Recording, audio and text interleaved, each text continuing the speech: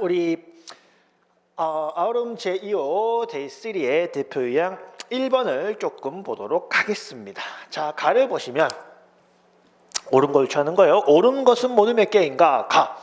미성년자라도 사물 변별 능력과 의사 능력이 결여되어 있음이 결여되어야 책임 능력이 부정된다. 자, 우리 절대적인 기준으로 책임 능력을 따지는 게 있고 상대적인 기준으로 책임 능력을 따지는 것이 있는데, 가령 14세 미만 자는 책임 능력이 없다라고 규정이 되어 있어요. 이거는 법관의 판단이 전혀 필요치 않습니다.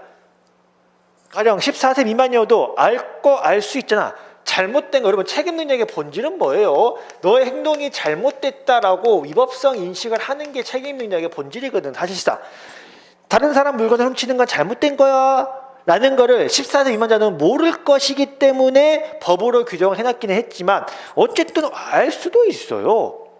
알 수가 있다고 해도 안 된다. 절대적인 기준이기 때문에 14세 미만자는 그냥 무조건 책임 능력이 없는 것이고, 반면 심신상실자 같은 경우에는 마찬가지로 책임 능력이 없다고 하지만 중요한 건 뭐다? 이 심신상실자 같은 경우에는 정신적인 능력의 결함으로 위법성 인식을 못하는 거고, 이거는 얘가 범행 당시에 심신상실 상태에 있었느냐 없느냐는 그때그때 다르기 때문에, 다를 수 있기 때문에 이거는 법관이 범행 당시 의사결정 능력이 결여되어 있으면 입증을 해야 되는 거고, 근데 문제에서는 형사, 미성년자, 이게는 절대적이기 때문에 의사 능력이 있든 없든 책임 능력이 부정이 됩니다. 따라서 틀린 질문이고, 해서 만약 이런 상대적 기준에 따라서 판단을 해야 되는 심신상실자 혹은 심신미약자 같은 경우에 단순한 충동 조절 장애 같은 성격적 결함. 여러분, 충동 조절 장애는 누구나 있지 않아요? 우리도 욱욱하잖아. 우리도 순간순간 욱욱하는데, 이런 성격적 결함은 원칙적으로 심신장애 사유에 해당하지 않는다. 맞는 질문이고요.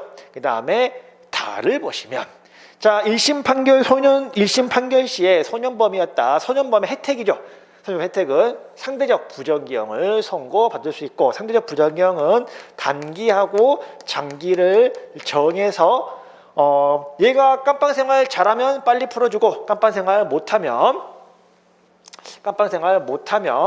오랫동안 붙잡아 두는 어떤 교육의 정을 보고, 개선의 정을 보고 결정을 할 수 있는 게 소년범인데, 자, 만약에 이 소년범의 이러한 부정기형의 혜택은 언제까지만 가능하다? 판결 선고 시에 소년이어야지만이 가능하고, 얘네들 좀 바보야. 상대적 부정기형 받았으면 빨리 끝냈어야지.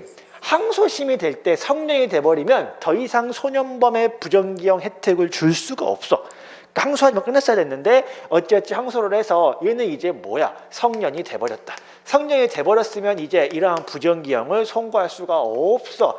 원심 파기하고 형을 딱 정해서 정기형으로 선고를 해야 되는데, 우리 이제 시험범에서 제외가 돼버렸는데, 우리 형사소송법의 이제 공판 단계에 들어가면 상소시에 불변금이라고 해서 항소한 자는 1심 판결보다 불리한 판결을 받지 않거든.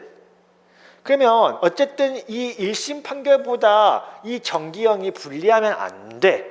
그러면 이 불리하면 안 되면 이 형보다 중하면 안 된다는 얘기거든. 그러면은 여기서는 이 형을 기준으로 봐야 돼요. 좀 애매하죠. 그래서 우리 판례가 이 이제 지면서는 장기형 혹은 단기형, 제일 유리한 게 피고의 단기형이니까 단기형보다 낮아야 된다. 단기형보다 낮은 정기형을 선고해야 된다 뭐 이렇게 봐야 되는 것인지, 아니면 우리 판례는 뭐다? 아니다. 장기와 단기의 중간쯤이 피고인에게 내려졌던 형이라고 봐야 되고, 이 중간형보다 낮게 정기형을 선고하면 된다.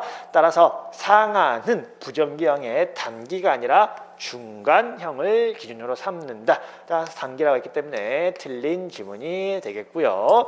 라를 보시면 행위자에게 정신적 장애가 있는데 행위 범행 당시에는 통제 능력이 있었다. 아까 여기 제가 일부러 지우다 말았죠.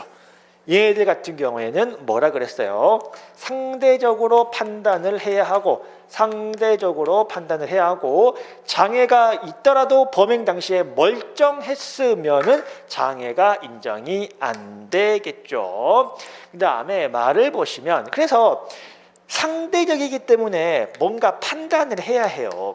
얘가 장애인지 심신 상실이 있는지 요 판단을 해야 되는데, 이 판단은 정신적 장애가 있는지는 의사가 잘한다, 정신과 의사가 잘 아니까 의사가 사실적으로 판단을 해 보아야 한다라는 견해가 있지만은 우리는 아니다. 이게 다 판단은 누가 한다? 법관이 한다. 법관이 한다고 하는 것은 심신 상실 또는 심신 장애는 사실적 판단이 아니라 뭐 법률적 판단이 되는 것이기 때문에 법률적 판단이라는 맞는 얘기지만, 법률적 판단이니까 전문가의 의견에 따를 필요가 없다. 참고는 하겠지만, 전문가의 의견을 참고는 하겠지만은 거기에 구속이 되거나 기속이 되는 것은 아니다. 틀린 지문이고요. 마지막 심신장애 사유로 아예 능력이 없으면 벌하지 아니하고, 심신장애로 미약한 자는, 여러분 과거에는 심신미약자 행위 필요적 감경 규정이었거든요. 근데 야, 심신미약자 왜 봐주냐라고 비판 여론이 조금 있으면서 임의적 감경 사유로 변경을 했습니다. 그래서 맞는 지문이고, 그래서 옳은 것은 나하고 바가 옳으니까 정답은 두 개가 되겠습니다.